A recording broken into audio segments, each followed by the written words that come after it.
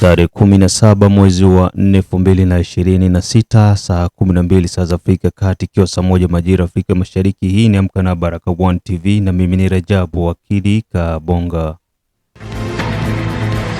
Ilikuwa kwanza kupata habari zetu za moto kila siku, tafadhali like pia subscribe Baraka1 TV. Tuko pia Facebook pamoja na TikTok, like na follow page zetu, na hivyo utakuwa kwanza kupata habari zetu za moto kila wakati. Na kwanza ni mtasari mwenyewe wa habari za moto.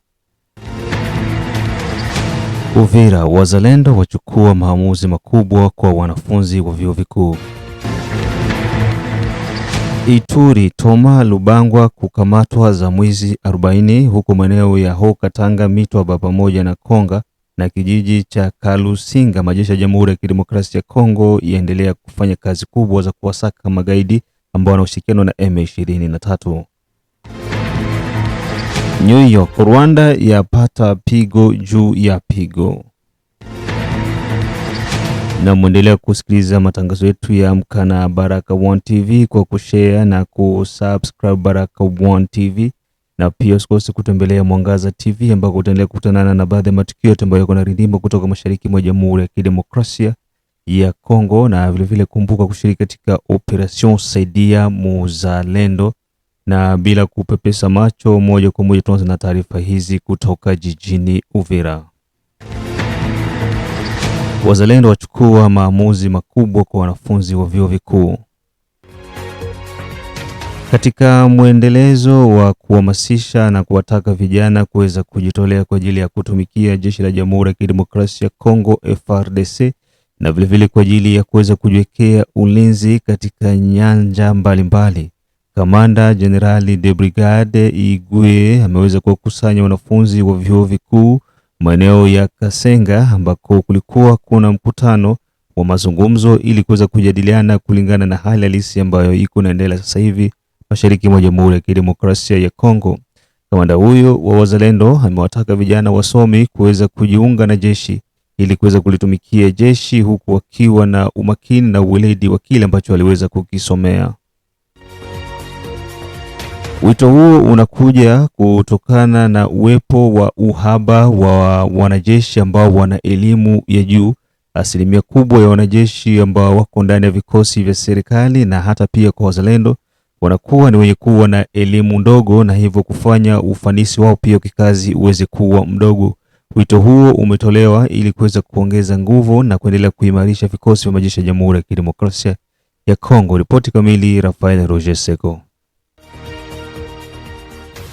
Kiongozi mzalendo Kamanda Foudre Rouge ameendesha hii Alhamisi tarehe 16 Aprili mwaka 2026 mazungumzo ya kipekee na vijana wa shule za university za mji wa Uvira. Hayo yalikuwa katika hali ya kuamsha hali ya uzalendo kati ya wanachuo za university za Uvira ili kupiga hatua ya kwenda kwenye mafunzo ya kijeshi.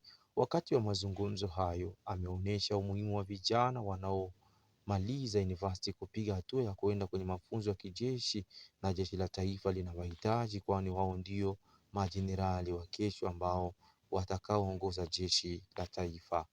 Mazungumzo yalijumuisha maswali muhimu ambayo ilikuwa ya kuamsha haja ya uzalendo wa kupenda nchi ya Kongo na kuchagua kazi za kutumikia nchi, ambayo ni kuingia katika jeshi la taifa FARDC, ambayo itawapa fursa ya kupata mafunzo mazuri ya kijeshi. Upande wa wanachuo wametoa shukrani kwa Kamanda Foudre Rouge Igwe kwa mazungumzo hayo ambayo ina umuhimu mkubwa kwao na kwa wananchi wote wa Kongo na wa mashariki ya DRC kwa pekee, ambao wanakabiliwa na usalama mdogo unaoletwa na magaidi wa M23 wakisapotiwa na Rwanda. Wanachuo hao wameomba Kamanda Foudre Rouge Igwe mazungumzo kama hayo ya kila mara kwa faida ya wananchi na kwa pekee na wanachuo wa vyuo vikuu vya mji wa Uvira jimboni Kivu ya Kusini vipate kuendelea katika hali ya kuamsha uzalendo wa nchi. Inaongoza kikosi maalum cha wazalendo jimboni Kivu ya Kusini, yaani Force Special ya wazalendo jimboni Kivu. Leo umetoka kuandaa kikao kikubwa sana na wanafunzi wa vyuo vikuu vya Uvira. Tunaweza tukaelewa hii ilikuwa kiini hasa ya kikao cha leo? Kiini nilikuwa kuambia wapendwa watakapomaliza chuo waje wote waingie ndani ya jeshi letu la taifa. maana leo tunazidiwa nguvu na raia wa kigeni ambao wamejiingiza kwa siri ndani la jeshi letu la taifa, na wao ndio wanaliongoza kwa kuwa wao wamesoma na wako wengi ndani la jeshi la taifa. Sasa wasomi wetu wa Kongo hawapo ndani, ndio maana nimewaita wote watakapomaliza, hatuchagui departement, yani wote waje waingie ndani ya arme, maana arme iko na kila departement. Unasema kama muda ni mwafaka wakati huu wa vita vinaendelea mashariki mwa DRC? Ndiyo, muda huu tunao, ndio muda sasa wa kuingia ndani ya arme. Usipoingia muda huu kutetea udongo wako, utaingia muda mwingine gani? Huu ndio muda watakapomaliza mwaka huu. Hii mwezi siku za usoni wanaandaa madefense, na nitajitahidi nitoke kwenye shamba la vita nije niparticipe kwa madefense zimoja. Utakapomaliza tena pale niwaambie courage, soyez la bienvenue dans notre armée. Wakaribie ndani ya jeshi letu, maana ndio wakati huu. Wao watamaliza, wataingia automatikema ndani ya vita? Hapana.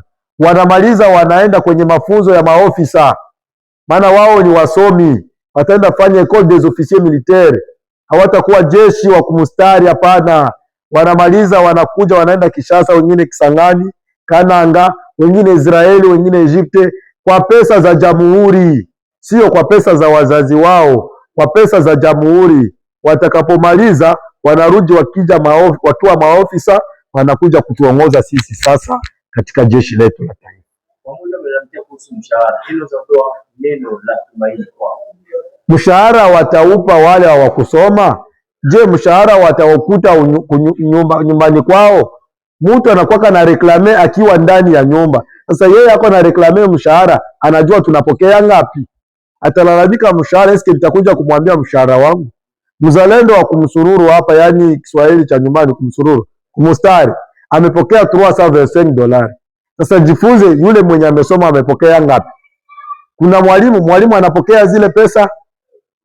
Mwalimu apokee zile pesa. Na wengine waganga wanapokea 25,000 francs congolais prime de risque ya waganga. Neno kama vile la ujumbe kwa wanachuo wote wa jimbo la Kivu Kusini kuhusu haya ambayo yafanya leo. Ndugu zangu, na mimi nilikuwa mwanamemba kama nyinyi. Kwa sasa navaa sare ya taifa. Mimi ni mwanajeshi, nimejitangaza kuwa general kamanda wa vita, na nina level ya juu. Mimi ni mfalsafa kwa Kiswahili, falsafa yani mastera. Niko na master filosofi. Ni kusema muje munikutane. Nimefungua mlango nouveau membre, namaliza hapa hii mwezi ndio namaliza kudefendre master yangu. Nafungua mlango kwa wale wote waitijao wanabakia nyuma. Wote munifate, twende kwa école des officiers militaires Kishasa. Naweza penda mkuye munefu mwa batu grade, batu hata meme 500 kwenye natoka, ama 5000 ama 1000 étudiants gradés ku niveau ya gouvernement à partir de l'école officier militaire. Automatiquement utakuwa jikuta katika miaka 5 tuko na 200 généraux ya wakongomani halali wa baba na mama. Hiyo ndio maana mimi nimewaita waetudia wenzangu ambao nimewaacha kwenye eba na makoleje zote, muje tujiintegre mwa arme, twende Kishasa kwa école des officiers militaires, twende après 5 ans tuvale pasa rouge. Mie mtakuwa nikuta nisha kuwa lieutenant general au bien general major, ama wanakuwa nituma hapa deja nakuja comme commandant région militaire. Hakuna ambaye amesoma masomo yanaweza kufa bure, hapana. Ikifa bure manake hauna kitu mkichwa. Kukutana na licencié ni montari, na arme iko natafuta defile, arme iko natafuta dirobs, arme iko natafuta colonel mwenye atashimamia secteur, arme iko natafuta ba licencié. Wewe unakuya bana moto mabobeli kuchukua mikono, shindo kukomande secteur, shindo komande bataillon, shindo komande brigade. Soyez la bienvenue mes chers camarades, mes chers collègues, mes chers frères et sœurs du sang d'origine congolaise dans l'armée congolaise. Merci. Neno lingine kali la kipekee kwa kwa upande wa wazalendo ambao wanaubunifu kidogo wa masomo na wakati huu. Je, muda wa kujitahidi kusoma ama bado waendelee kwenye mapambano? Sisi wazalendo ambao tuko tayari ndani ya mapambano hatuna muda, donc hatuna besoin ya masomo kwa saa hizi. Besoin yetu ni kukomboa kwanza mwingine. tujikute tuko Goma, kisha tunarudi tunaenda ku centre de formation, bale wote wenye wana niveau de tide wanaanza deuxième classe.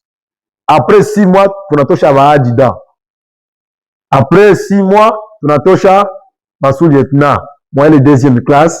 Vi ya commandement vule combattant walikuwa nabo mpore, tutabaremercier nabo mu centre ya formation. Benye wakusoma wote watajikuta mu centre, benye walisoma wote wanajikuta kwa école des officiers militaires.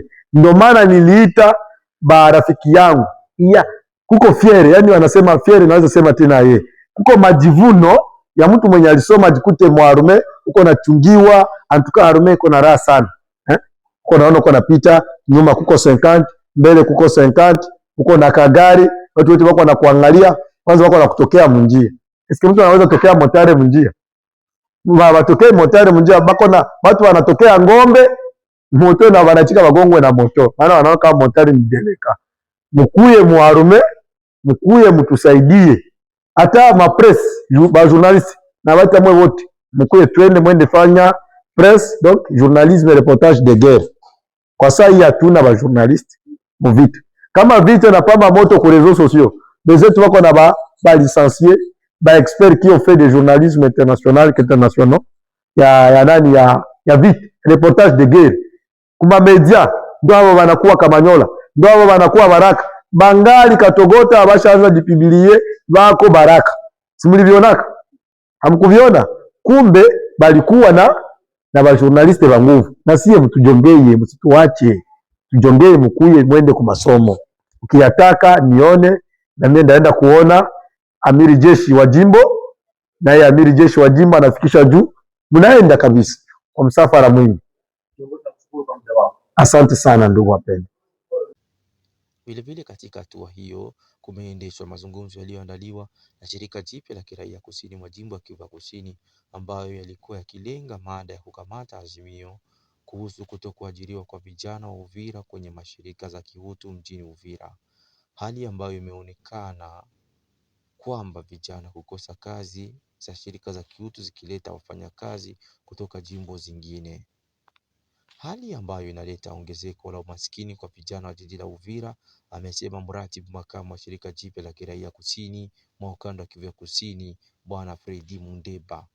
Katika kikao hicho ameonyesha wanamemba wa muungano wa mashirika la kiraia umuhimu wa kukamata hatua ya kuona viongozi wa mji wa Uvira na vile kuona viongozi wa jimbo la Kivu Kusini ili waweke shurti za kuajiri vijana wa eneo la Uvira kwa kazi za mashirika za kiutu, kwani wao wanaweza vile.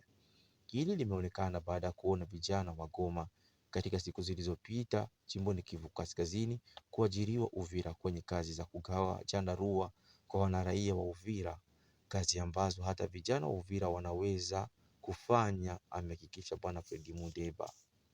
Vile katika habari hizo ambazo zinaendelea mashariki mwa Jamhuri ya Kidemokrasia ya Kongo, Tami Amimu, mojawapo watangazaji habari na vile alikuwa msemaji wa zamani wa Departement ya Etazini huko Marekani, amehakikisha katika habari yake na kuitaka serikali ya Kongo kuendelea na kuchukua azimio na kuheshimu mikataba ambayo waliosaini huko Uswisi, ambayo ni ya kuheshimu hatua ya kusema kwamba watatoa mainderahamwe ama wa FDLR katika mashariki mwa Kongo, ambao upande mwingine inaonekana kama tishio ya nchi ya Rwanda, ambayo inasema kwamba ikiwa kwamba serikali ya Kongo inaweza kaondoa wa FDLR wote mashariki mwa Kongo, nao vile wataondoa jeshi lao katika udongo wa Kongo, ambao utafahamu ya kwamba jeshi la M23 magaidi hao wanasapotiwa kwa pasenti kubwa na jeshi la Rwanda, ambao wanavalia jezi za Rwanda Defense Force ambao wanaonekana.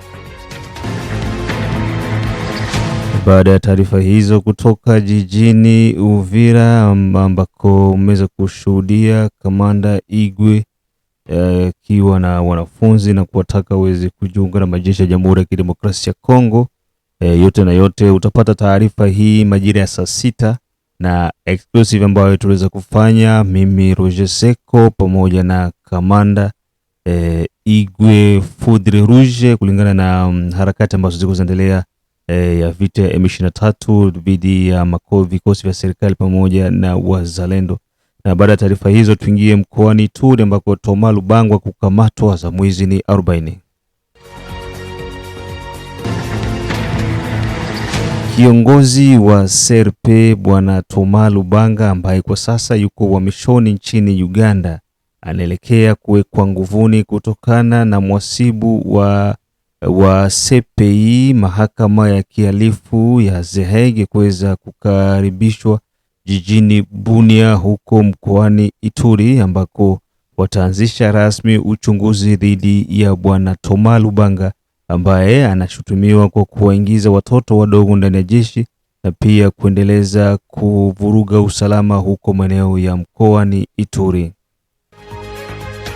Hatua hiyo inakuja kutokana na mtumiwa huyo ambaye ana ushirikiano na magaidi wa M23 kuanzisha kundi linaloitwa CRP, kundi ambalo linaleta maafa makubwa kwa kuwanyanyasa, kuwatesa, kuwaibia na pia hata kuondoa maisha ya raia wasiokuwa na hatia huko mkoani Ituri. Huyu hapa Jile Ngongo, msemaji wa majeshi ya Jamhuri ya Kidemokrasia ya Kongo mkoani Ituri.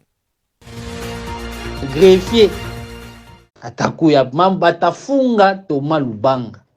Epai bazoluka bakanga Thomas Lubanga, déjà son sort est scellé. Epai bato bazana Thomas Lubanga bakomi kokima moko moko. Baza kokima moko moko. Epai ba petit oyo babetami na zone ya Bule babetami lokola bana po bazala pe kaka bana. FRDC lakisi bango pas ko continuer ko lakisa bango que on ne combat jamais la République gagne toujours. Et pai bakimi bazongi lopa, bazongi Bule, bazongi Nizi. Kozonga pe baza ko kanga bango.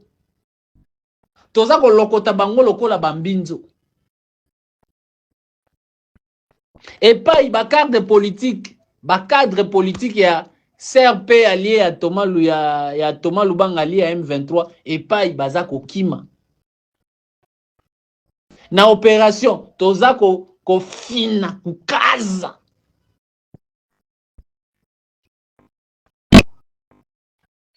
et pas ba petit baza ko dénoncer sika bakundaki minduki na masasi toza ko lokotango toza ko zwa place bokundaki siko qu'est-ce qui reste na CRP. Et pas ipe Thomas ye moko azokangisa mbongo na ye soka kokimela ngo aokende wapi aza kokangisa mbongo na ye aza kokabate ba petit baza komona pasi ba promesse ya lokuta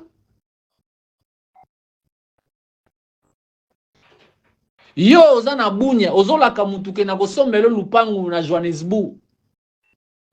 Et pas ipe baza koluka déjà ba carte ya ba réfugiés. Vous allez bien faire. Vous êtes en train de bien faire. Bon, nous avons carte ba réfugié kasi. Ozolela nana watinda ki okuno ozolela nani. Ozolela nani. Nani akolelisa yo. Epa ibotiki ba famille na bino baza komona pasi.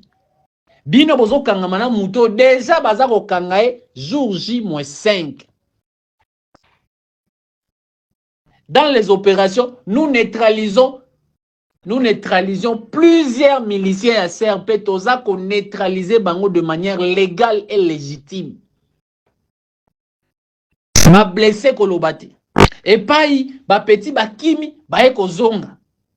Baza ko zonga na ba papa yo ko zonga esika basi ba yeba ki oza rebelle okokosa nani. Parce que to yebi to uta ko kanga moko azolala na pongi azolala lokola mwana to lokotie boy opération spéciale.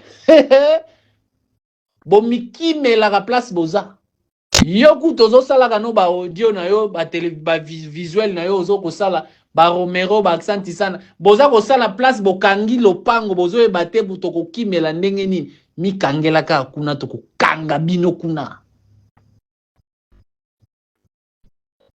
Apa njo Thomas na batu yake batakula moshi ya bien kabisa.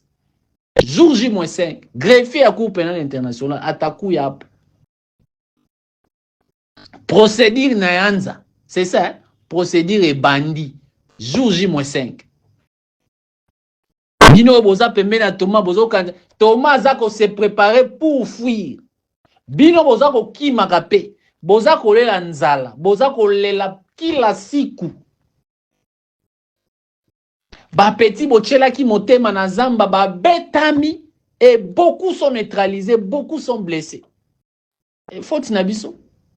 Jean Luboya ebisi bino bozonga onakatala. Etali bino bao bazonga bazo continuer vie na ba. Eh, ça c'est le pardon de la République que les généraux Luboya vous offrent. Eh, on appelle na maisha décision yako. Unakatala maisha décision yako. Mais jour J-5 batafunga Thomas, ba greffier atakuya hapa batamufunga. Greffier atakuya hapa jour J-5. Greffier ya Cour pénale internationale atakuya hapa. Bino ba petit o bofandi boza bozo landa Thomas. Thomas bino moko boyebi Thomas. Bino moko boyebi. Le problème, vous avez juste peur.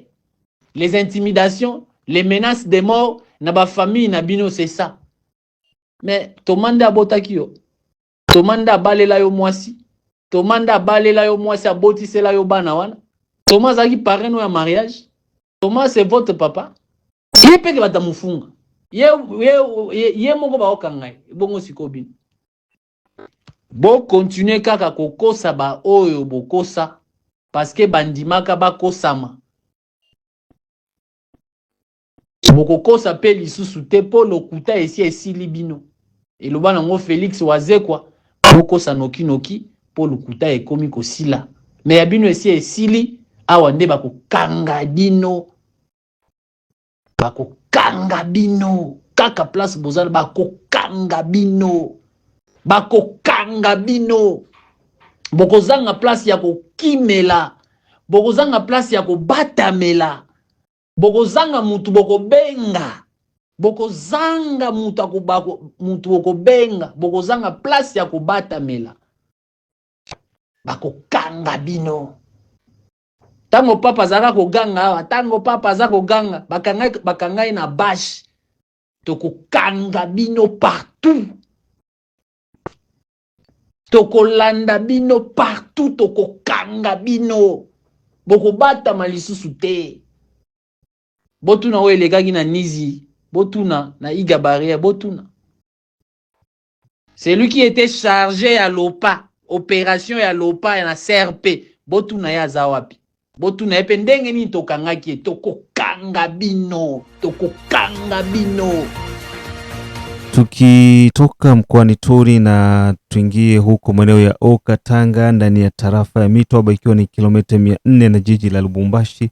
Kijiji cha Konga pamoja na Kalusinga kwa sasa viko chini ya udhibiti wa vikosi vitiifu kwa serikali. Gavana Martin ameweza kutembelea katika hayo maeneo na kutoa ujumbe kwa majeshi ya Jamhuri ya Kidemokrasia ya Kongo kuendelea kufanya kazi yao, maana serikali na rais wa nchi anawategemea kwa kazi kubwa ambayo wataifanya huko maeneo ya Mitwaba.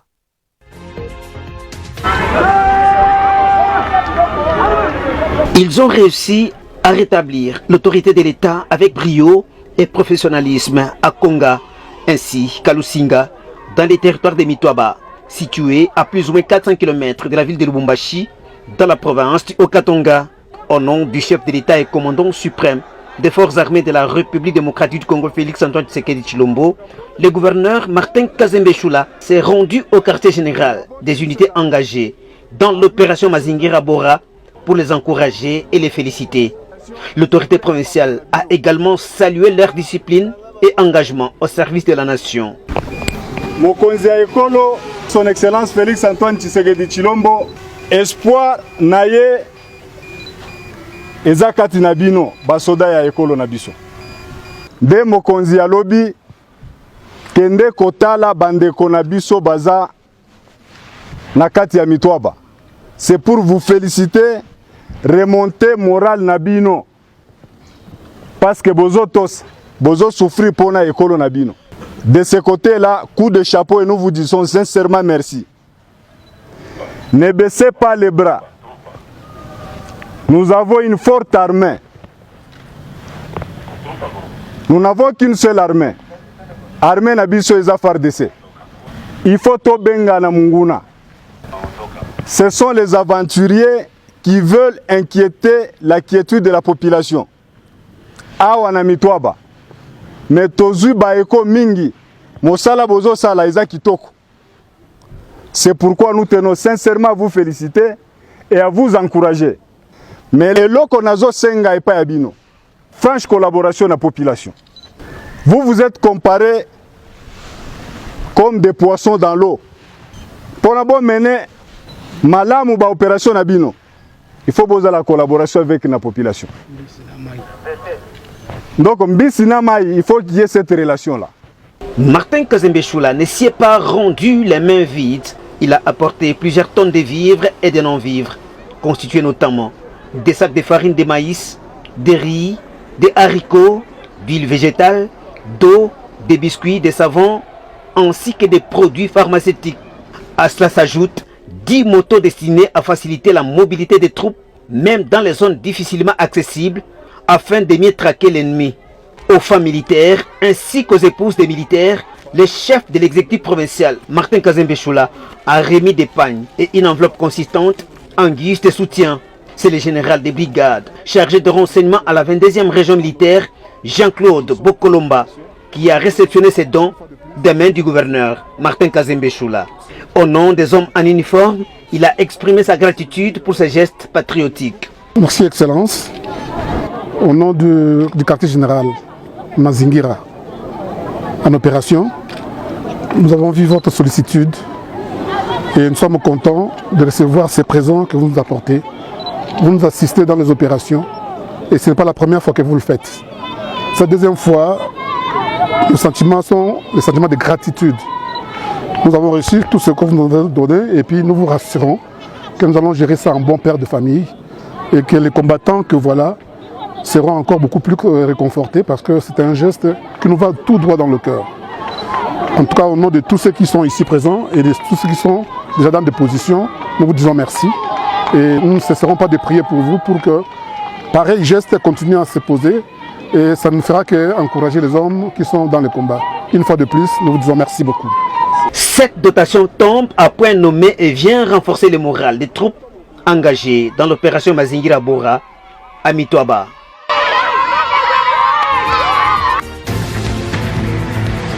Huku nazidi kufuata matangazo yetu ya Amka na Baraka One TV kutoka Australia, kutoka Canada, USA, Central pamoja na East Africa na wale wote ambao kwa maeneo ya Afrika ya Kusini, Jide Kizenga Tembele, King Sele, Izabe, Ayeba, Mashaka, Ayamba, Dedone, Butoto, Biondo Kilamba Mawe, mzee wa state ya Maine, Da Feza, Da Letitia, Da Asha, Da Arwin, Kisi, Kandeke, Asimwe Baguma Samuel kutoka Czech Republic, Ramake Afrika Kusini, Mohamed Papi kutoka maeneo ya Afrika ya Kusini. Wote hawa kunasikiza Baraka One TV ya Haya Hussein kutoka Dar es Salaam. Pia matangazo yetu tunafuata kutoka Australia ukiwa pia maeneo ya Afrika ya Kusini.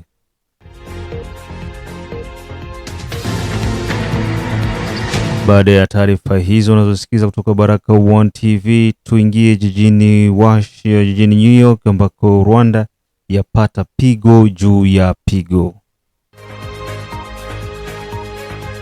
Ndani ya Baraza la Umoja wa Mataifa kwa mara nyingine tena, nchi zote ambazo zipo ndani ya baraza hilo limeweza kukemea kwa kiwango kikubwa jeshi la Rwanda kuendelea kukaidi amri ya Baraza la Umoja wa Mataifa. Serikali ya Marekani imeweza kuendelea kwa mara nyingine kuinyoshea kidole Rwanda na kuahidi kwamba makubwa yatafanyika endapo itaendelea kugaidi kutoa majeshi yake nchini Jamhuri ya Kidemokrasia ya Kongo. Kwa upande mwingine, balozi wa Jamhuri ya Kidemokrasia ya Kongo na shirika la Umoja wa Mataifa Zenon Mkongomani ameweza kuishutumu Rwanda kwa kuendelea kudanganya jamii ya kimataifa, huku akizungumzia kuhusiana na kauli alizozungumzia mwakilishi wa Rwanda ndani ya baraza hilo la Umoja wa Mataifa. Na nukuu baadhi ya maneno. Mazungumzo yanazungumzika na wakilishi wa Rwanda ya kwamba Kongo wanazidi kuchochea maneno ya ubaguzi. Inakuaje mtu haje ya kuvamia nyumbani kwako kisha unataka umkaribishe kwa maneno yenye tabasamu? Hilo kitu haiwezekani. Swala la FDLR. FDLR sio Wakongomani, FDLR ni Wanyarwanda na walitoka Rwanda. Hili swala wala hata aliwahusu Wakongomani, ni swala la Wanyarwanda wao wenyewe. Na pia akakazia ya kwamba raia wa Kinyamulenge ni Wakongomani, na kwa nini Rwanda ijifanye kutetea raia wa Kongomani ambao wanapatikana ndani ya ardhi ya Kongo. Mengine zaidi, huyu hapa balozi wa Kongo ndani ya shirika la Umoja wa Mataifa jijini New York. Madame la Présidente, lorsque le représentant du Rwanda, invoquant le génocide rwandais de 1994, vous dit que ce génocide a ses auteurs en République démocratique du Congo, vous avez l'impression qu'il parle de Congolais. Il ne parle pas de Congolais, il parle de Rwandais. Les FDLR dont ils sont en train de parler, ce sont des Rwandais qui ont fui le Rwanda, qui sont rentrés sur le territoire de la République démocratique du Congo, justement parce qu'au Rwanda, il n'y a que 2 tribus qui s'affrontent. Au Rwanda, il est impossible à ces 2 tribus de cohabiter. Tandis qu'en République démocratique du Congo, il existe 450 tribus qui vivent en parfaite harmonie et qui vivent ensemble. Donc, l'idéologie génocidaire que le Rwanda tente de transposer sur le territoire congolais est incompatible à l'ADN du Congolais. C'est pourquoi nous disons que ce discours dont ils sont en train de véhiculer est bien pour le Rwanda, il n'est pas bon pour la République démocratique du Congo. Les FDLR sont venus du Rwanda. Il y a un moment, un éminent ambassadeur rwandais en poste à Kinshasa a déclaré que le FDLR ne constituait plus une menace pour le Rwanda. C'est partout sur la toile on peut suivre l'intervention de cet éminent ambassadeur rwandais. C'est cyclique. Aujourd'hui, ils vont vous dire les FDLR, demain, ils vont vous dire le discours de haine, et le lendemain, ils vont encore sortir une carte. Alors, parlons du discours de haine. Vous avez un pays armé jusqu'aux dents qui descend sur le territoire de votre pays, massacre vos femmes, massacre vos parents, massacre vos enfants, et il attend de vous que vous lui teniez un discours de bienvenue. Où a-t-on vu ça? Le Rwanda nous donne l'impression aujourd'hui que le discours de haine est plus grave que les massacres. Combien de Congolais ont-ils massacrés depuis qu'ils ont occupé Goma, Bukavu, Uvira? Combien? Et c'est comparable à un discours de haine. Mais justement, le discours de haine est la conséquence des massacres qu'ils conduisent. Donc le discours de haine n'est pas à la base de la situation qu'ils vivent. C'est eux qui sont justement à la base du discours de haine. Alors, Madame la Présidente, je ne vais pas en abuser. Ils ont parlé de la protection des rwandophones qui sont au Congo. Ils parlent des Banyamulenge. Ce sont des Congolais, ce ne sont pas des Rwandais. Donc tout simplement parce que ces Rwandais ressemblent, ces Congolais ressemblent aux Rwandais, ils croient qu'ils ont le droit d'entrer sur le territoire congolais à les protéger des Congolais. Quelle audace! Quelle audace! Où a-t-on déjà vu ça? Dans quel pays? Où un étranger vient dans votre pays et dit les populations de votre pays là ressemblent aux populations de mon pays. Alors moi je viens les protéger. La vérité, elle est connue. C'est l'exploitation des ressources naturelles de la République démocratique du Congo et nous n'allons pas nous taire pour le répéter. Le Rwanda occupe aujourd'hui les mines de Rubaya. Le Rwanda est devenu l'exportateur du coltan qu'il n'existe nulle part sur le sous-sol rwandais. Mais ils viennent vous parler du discours de haine.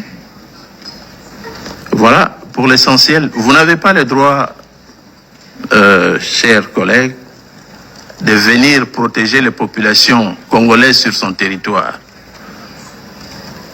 La République démocratique du Congo est suffisamment outillée pour protéger ses propres populations. Un pays du reste de 450 tribus, mais vous n'en avez que 2, vous n'arrivez pas à les gérer.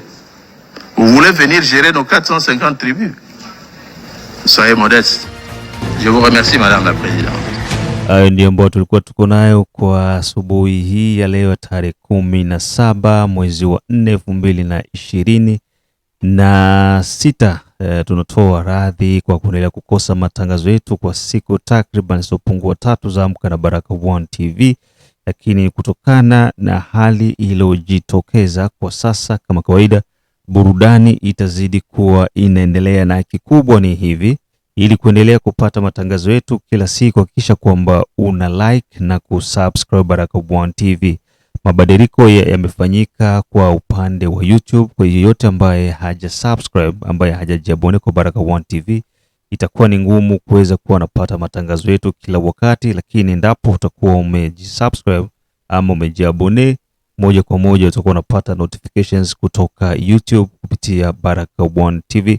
Tukutanane majira ya saa 6, saa 9 pamoja na saa 12. Mimi ni ndugu yako Baba la Baba, the one and only town DJP Rajabu Akili Kabonga. Bye bye.